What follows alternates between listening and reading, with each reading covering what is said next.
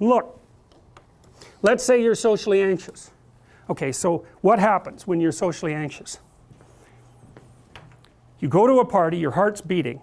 Why? The party is a monster. Why? Because it's judging you.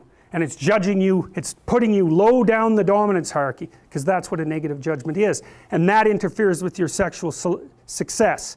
And that means that you're being harshly evaluated by nature itself. Right? So you are confronting the dragon of chaos when you go into the social situation. And so what do?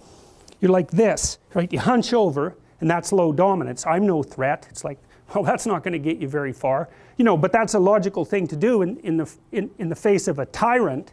So I'm no threat. You know, you look at the king and you're dead. I'm no threat. I'm hunched over.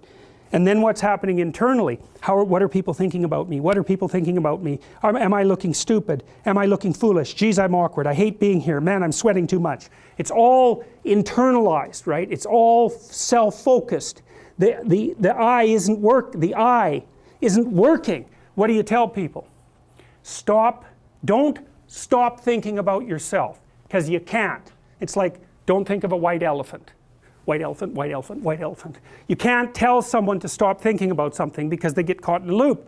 What you do with socially anxious people is you say, look at other people. Look at them, right? Why? Because if you look at them, you can tell what they're thinking.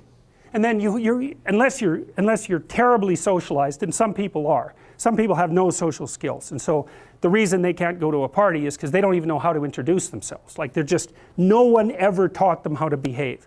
And so they're really good candidates for behavior therapy, because you walk them through the process of how you actually manifest the procedures that are associated with social acceptability.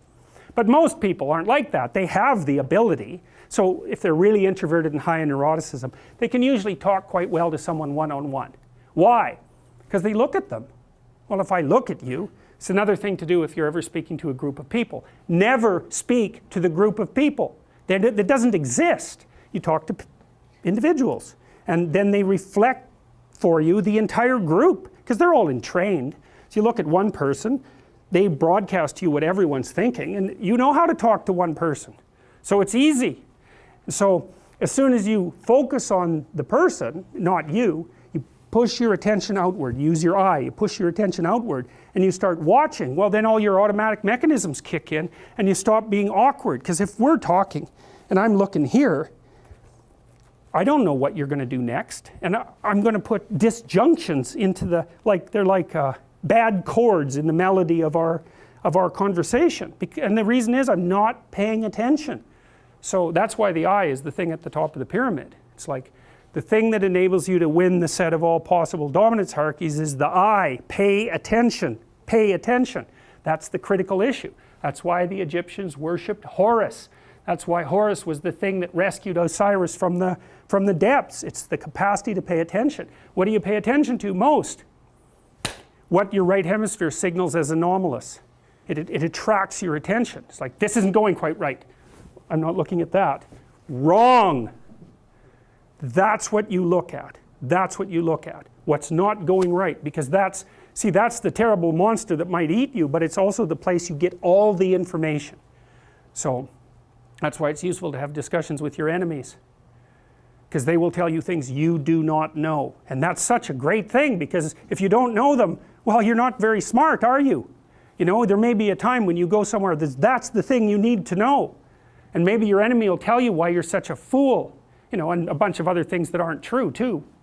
But even one thing that's accurate, it's like, yeah, thanks very much, man, maybe I'll do some work on that, and I won't have to carry that forward. So, and then that's part of the reason, again, why the terrible predator, it's always the terrible predator that has the gold. It's like, it's the person who delivers the message you do not want to hear. So it's rough, but it doesn't matter. Life is rough.